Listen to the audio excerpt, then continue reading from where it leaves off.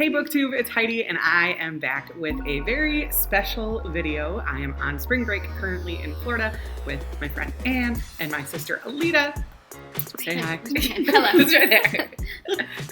And we decided to do the spring break book tag. Now I tried to find a book tag on BookTube already that was the spring break and I couldn't find one, so I made one up myself. So we are going to share our books that go with the spring break book tag, and hopefully you'll find one that you like and want to look at for your spring break, or if it's done with spring break, that's sad. Just whenever. Maybe summer break. Maybe summer break. Summer break. It's coming. They're applicable.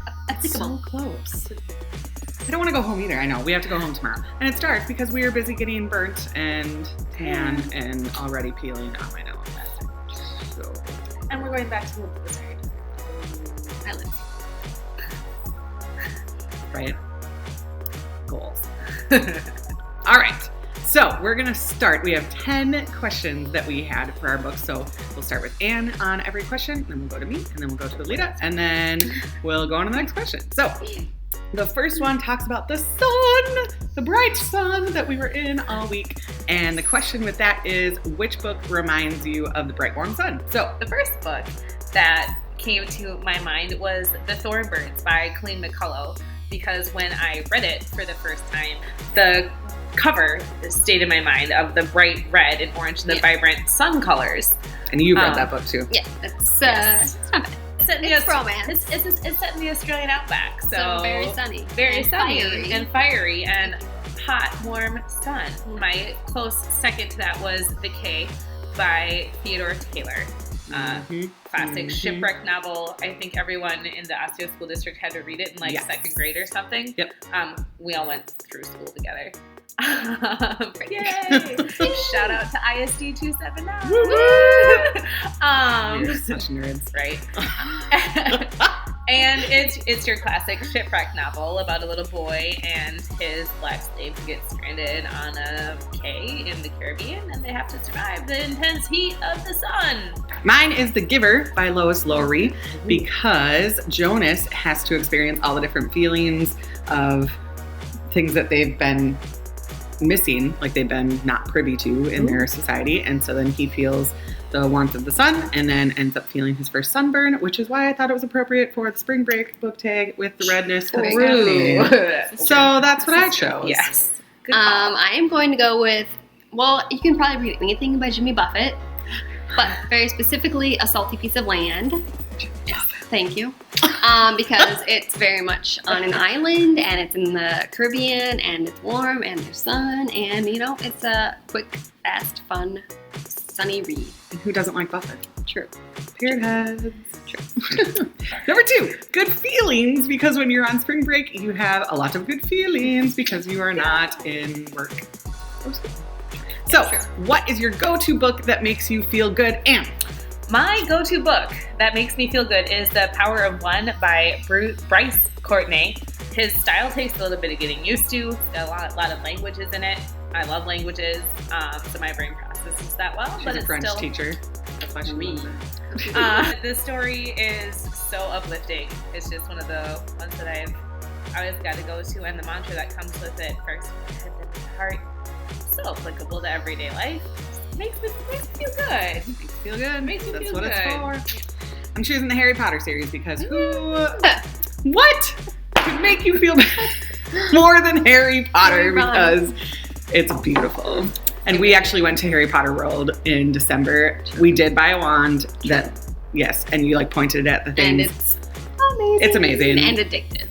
And it feels right to hold a wand really in your hand. It really does. And I told Alida that I need to teach with a wand at all times. You should. As it would make sense. Because apparently I want to be a witch. Which I was. All right, go. All right, well, I was going to say Harry Potter. But whatever. But, for anyone into romance. Ooh. The Bridgerton series by Julia Quinn. It's a family, and I'm going to recommend another series that I think is slightly better later, but it's very similar where you follow, I think it's 7 books, and it just goes through all these, one's a duke, and it goes down from there, and they all get married, and it's Regency era, early 1800s, England, and it's very fun, it makes me feel good. It's not, it's very easy, frivolous reading. 3, Spring Fling is the next one. So which fictional couple is your favorite, Anne? Your favorite? Well, darling, I had to go with Scarlett and Rhet from Gone with the Wind by Margaret Mitchell. In my mind, they're one of the most realistic and totally slightly dysfunctional couples. But I love their passion and just the fact that Rhet is so steadfast in his love and courtship of Scarlett. Antebellum. The antebellum South. It's very the antebellum South, the hoop interesting. skirts, and just it's the beautiful. whole way the couples interact with each other. And that whole book is very, very good. It's Yeah. long, and you It's think it's a not going to be hefty interesting, book. but it really captures your attention. Well, I was going to choose Ron and Hermione, but I'm all about the Harry Potter, so I had to go outside of that. And to my next love, which is Shakespeare, so I am choosing Viola and the Duke from Twelfth Night. Because Viola had to dress up as a guy and court Olivia for the Duke, but she was in love with the Duke and couldn't say anything because she was dressed up like a guy, and then Very Olivia didn't complicated. want to love the Duke, and then Olivia fell in love with her as she was dressed up as a guy. Awkward. And that was frowned upon back in that time. Well, up So- until several months ago, we didn't. Yeah. True story. Love rules. So, love them, because when they finally got together, it was like, oh, yay, we were meant to be. That's my favorite. Am Alida. I allowed to do 2? Yes, go. I have one that is classic, which is Elizabeth and Darcy. Elizabeth and Darcy. Mr. Darcy. Because Mr. Darcy. you can't, I mean, How can you not? Colin Firth with no Right. show. Oh, hello. They are excellent. And then for YA, if anyone's read Bloodlines, it's Sydney and Adrian. One is, well, I won't spoil it, but they shouldn't be together, and they get together, and Ooh, I like that. they're a good couple. And that is the series that is a spin-off from Yes. Vampire Academy. Yes, Sydney is in the last couple books of Vampire Academy, and then she's got her own series. Oh, and that follows Sydney. Bloodlines. Okay. Yes, and she's with Adrian, and it's a beautiful relationship. So read that. But read Vampire Academy first. Well, yes, read Vampire. But, And then Bloodlines, which is another book or series I have on my list. well, I mean, if you want to do Vampire, Rose and Dimitri are also they're read them in order. They're all good. Rose to be, yes, lots of things. Okay. Number 4, we have travel. So, which book involving travel is your favorite? Spring break, actually, when I was on a brief hiatus from grad school. I read the Crusades trilogy by Jan Guillou. He's a Swedish author. The books are translated into English, which take place all over the world, from Scandinavia to the Holy Land. They're super adventurous, and I think they're kind of fun. Mine is the DaVinci Code by Dan Brown, because he travels from the US over to Europe and all over the place to all these different historical places trying to figure out things with the Illuminati. So read it. It's awesome. It is great. I am going to go with the YA again, which is Anna and the French Kiss, and it's great because she is from America and she goes to France to go to school in high school. I don't remember what year, and she meets this cute French boy, and it's very romantic and contemporary. And then there's a couple sequels, which also, I think at least one of them is also abroad, and they are very fun, quick, light read. They're great. They're all over BookTube too, so Yeah. I'm sure you've heard of them. All right, number 5, we are going on to Escape. There's a way out. There's gotta be a way out. Look, here's something. Escape. I wonder what that means. It's funny. It's spelled just like the word escape. Escaping reality. So which book or series helps you escape reality when it's just not fun being an adult? And maybe as a kid sometimes, but don't take your childhood for granted. Because when you're an adult, adulting kind of sucks Yeah, sometimes. no, it's not fun. Yeah. So anyway, go, escape. All right. Well, for me to escape, anything written by Phillipa Gregory. She wrote all of the Tudor Court and Cousins War novels. She's an English author. She wrote The Other Boleyn Girl, The Boleyn Inheritance, and has been working her way back in British history from there. And as an avid history buff, I just love it. And those are the books that I have a really, really hard time leaving alone once I start them. And I hate coming back to reality after I've read them. I did the House of Night series by PC and Kristin Cast, and those were, I think it was like 12 books, Oh my God, and then there's some so many. novellas. There's so many of them. But anyway, it's a vampire series, but it's all about the House of Night is the vampire school. And I thought it was really interesting that it helped me escape, because normally I teach at a school. So Right. like, Why would you want to why go would I back escape to at a school? Yeah. But Yeah. it was just so different, and it had all different types of mythology throughout the series, and I love mythology, and so like that. Yeah. Well, like Egyptian, pagan. Yeah, there pagan. was Nice. tons of that. So all right, I'm gonna give you another historical romance. Love those. is this the second one you were talking This is about my earlier? second one, Mhm. and I think it's the better one. It's a little bit less risque, if you will. It's Mary Balogh, and it's the Bedwyn Saga. And again, it's like maybe eight books. And it's a family, and I don't know, they're all great. The first one's very good. They'll pull at your heartstrings as a little kid. all the Blah. feelings. But it's very good. It's the Feelings. same, I think it's the same Regency era, 1800s. Very long. Awesome. We are on to number 6, which is time to read, because when you're on spring break, you don't have to work or go to school, and so you have all this time to read. So which series would you marathon if you could over spring break? Well, I'm a sucker for a big, fat, juicy book. The series that I am waiting to marathon are the Game of Thrones books. Mm-hmm. I've watched the series. I have several friends who own the books. I have yet to get my hands on a copy of the first one, so I can't start it yet. But I'm planning on it. Yeah, As they soon are as I good. can. Yes. Is that a hint that I need to give you the book? Hint, hint, Nudge, nudge, nudge. nudge. I do have them all. So you Hashtag can. just saying. I am choosing the Lunar Chronicles by Marissa Meyer because I'm actually currently marathoning that right now over spring break. I'm on the second one, Scarlett. So it's wonderful, and I'll make a video about it later that you'll get to see. And I was gonna say Game of Thrones, Song of Ice and Fire, which is excellent, and you need to read them marathon style or you will not follow.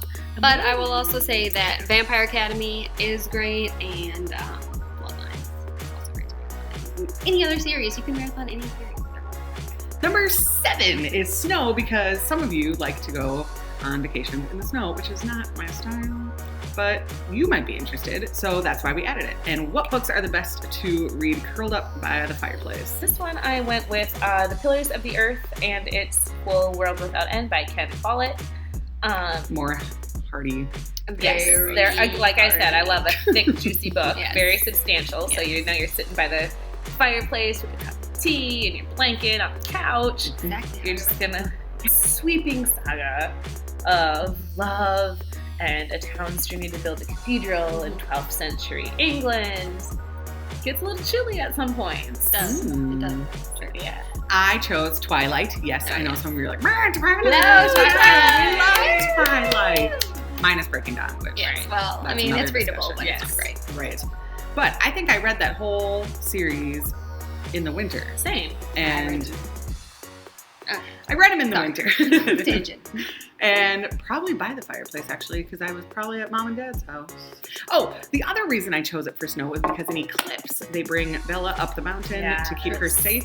And then the whole Edward and Jacob thing, yes, Jacob had to do that to keep Bella warm, and Edward was all like jealous and whatever. So that was the other reason. Okay, go. All right, so YA again. I'm going to say My True Love Gave to Me, which is an anthology. Yes. Is that what you call it? Where a bunch of different authors have written one story and put into one book. So it's got authors like Stephanie Perkins from Anne and the French Kiss, Yep. and Holly Black, who writes Paranormal, and yes. Allie Carter, who David Levithan, I think I think, is also. Yeah, either yeah, that or he's in the no, summer. Levithan's in there. Yeah, Anyway, okay. it's all right around Christmas, and they're all Christmas stories, and it's, it's snowing, and it's very nice. Mhm.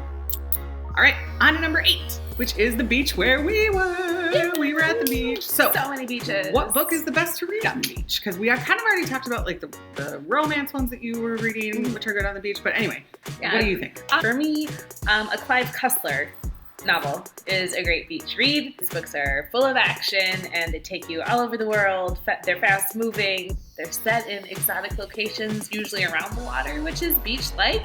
And they're often based in either some sort of historic fact or like a realistic science base, which I love. I love authors who can really blend like reality and fiction together in a way that you're like, this could totally be possible. Right. Believable. Yes. We're doing the same, so Oh, we are doing the we same. are. Yes. Because we love an author down here, and he owns a restaurant, and his name is Randy Wayne White, and we love him. His book, I know, right? Shout out to Randy. We're going to say Sanibel Flats just because that's his first book, but we recommend the entire Doc Ford series. 23 or 4. Mm-hmm. He just came out with a new one, and both Alida and I went to a signing, her down here in Florida and me up in Minnesota. And we'll put some pictures up here to show you that this one is Alida with Randy, and then this one is myself and my dad with Randy, and we really like him, and we think that you should like him too. Yep. So and the new book is just as good as the first book. Well, and they're all set on Sanibel Island, which is where we go. The beach. And Captiva South America. South America, yeah. One of the two, really. Cuba also, Up to Cuba. more predominantly because Randy's really interested in that. Number 9 is staycation, because some of you can't go away. Sometimes we can't. So, what book reminds you the most of home? And this one was really hard for us, I think, because we want to escape when we're home in books. Yeah, But- and usually we use books to enter a different world or a different type of reality. Mm-hmm. But as we talked, we realized that this was less about books that remind us of Minnesota, and more about books that reminded us of what it felt like to be reading at home. Mm-hmm. I had to go with the Little House on the Prairie series. She was probably one of my biggest heroes growing up, and I read the books with my family. Growing up in Minnesota, we were able to go to Lake Pepin and down to the banks of Plum Creek and out to South Dakota and actually see some of the places she had growing up. So for me, I have a lot of home memories associated with that series of books. Mine is similar, just about childhood. Make Way for Ducklings. Aww. And I'm going to do another. Reader Reminiscence is the series that I'm doing the category something. And so I'll talk more about that. But essentially, my mom went away on her first business trip, and my sister and I stayed back. And she put this book on tape, and yes, like cassette tape. Oh, Like not even MP3, yeah. So when it was time to turn the page, she had this little like jewelry box thing, and she would ding the jewelry box when it was time to turn the page. just like a chime book. Yeah, so that was cool because it was the first time Mom was ever really away from us, and so we got to hear her voice every night. Your own custom chime book. Own custom chime book. I am so That is jealous. I very wonder where special. that is. We should find it. I'm sure. That'd be awesome. Check the basement. All right, Lida. Alright, so I'm finally going to use Harry Potter. Woo! And this is because I would not read Harry Potter. I thought it was very lame. Well, Heidi was very into it. And so I finally read it while Heidi was home on summer vacation from college. Yeah. And I was reading the 6th book, which if you've read, you know that some stuff goes down. You can say it. If they haven't read it, they need to know. You know that Dumbledore dies. So I knew it was coming, and I was reading the book, and it was all rainy, terrible weather It night. totally was. It was thunderstorming out. Heidi was working hard on some college stuff. Right. And, You worked hard in college. and I followed her around from room to room. Don't leave me. Don't leave me. I know something bad is happening. Don't leave me. And I'd look at her and like know exactly what was happening. Yes. So And your reaction. it was very traumatizing, and I'm glad she was there to protect me. So that is very much a home book for me. It was And- so funny because when we went to get the 5th one Yeah. at midnight, Yeah. I was totally geeking out, and I looked at her and I was like, "Hey, do you want a copy?" And she goes, "Do I look like a Harry Potter person?" And I wasn't. I know. That was very cool. Wow. Totally converted her. Totally Yes. converted But her. now I am not cool. You are so cool because now you're part of the Potter universe. If you're not part of it, get on board. Yeah. All right, Very good. Last one is your best friend, because when you go on trips or spring break, you want to spend time with your friends, your family. So which character do you wish was your best friend? Either Laura Ingalls Wilder or Anne of Green Gables. And between the two, I would have to go with Anne Shirley. Not only because we share a name spelled with an E, which is the right way to spell it, let's be real, and her scope of imagination and just all the scrapes and adventures she got into she just seemed like she had so much fun. And when I was growing up, I was like, I want to be friends with her and, hang out. But then on a more modern note, I have to say Hermione. There's my Harry Potter quote for the day, Oh, because Hermione. who doesn't want to be friends with a magical woman? I mean, we're all magical. And the but smartest. The smartest, too. Vicious. Brains and beauty. Yes. Perfect package. That's because we are. Right. True. Oh, boy. How about you? Luna Lovegood. Love Luna. Harry Potter. I just feel like she would be a fierce friend. Like, She would. she takes things really well. like when people were stealing her stuff, and she's like, well, she'll she's show up chill. eventually. Yeah, she's really chill. And I think we can learn a lot from that because as readers, I think that we feel things pretty emotionally.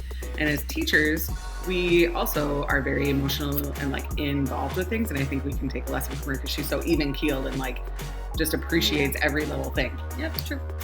All right, I'm gonna say from A Discovery of Witches, or what's the series called? All Souls Trilogy. All Souls Trilogy. Diana Bishop. She is brilliant. She's a witch. She can time travel. Ooh. She would be a very fun friend to have. And she's married to a vampire. Spoiler alert. Time traveling. Traveling. Oh, she's married to a vampire. Spoiler alert. I don't know. Although that is on the back of the first book. Okay, is it? I don't know if they're married or not, but she is very smart and cool. And also Arya from Game of Thrones because she's a little bad. And she's very smart also. That's our book tag. Thanks so much for watching. I know this was a very long video, so thanks for sticking in there. And I will link all the Goodreads links for all these books down below, so it's going to be very lengthy. But hopefully you found a book that you are interested in. If you are not following me already, please subscribe. Click the thumbs up if you like this video. And if you want to see these 2 and more videos, because that could be fun. Sure. I hope you all have an amazing day, and we'll see you in another video. Bye!